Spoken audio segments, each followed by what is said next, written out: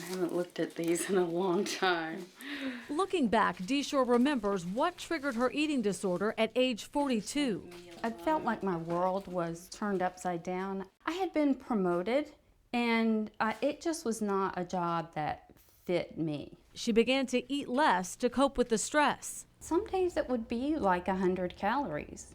I always ate. I ate every day, but it might be, a handful of raisins or something like that. After dropping more than 40% of her body weight, her therapist told her to see a doctor for anorexia.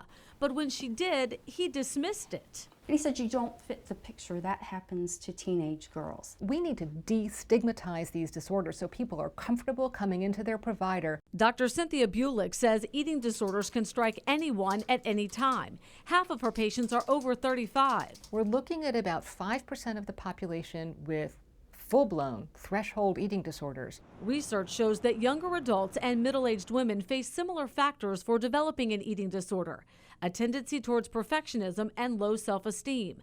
But women in their 40s and 50s are also dealing with approaching menopause and aging anxiety. Triggers are often tied to traumatic events, such as a loss of a parent or their children leaving home. We see a lot of divorce, unemployment, empty nest. Kids all leave the house, and all of a sudden your identity changes completely. She says early detection is critical. If they do emerge in midlife, the most important thing is getting in for an evaluation. These therapists gave her an ultimatum: get help or she will have her committed.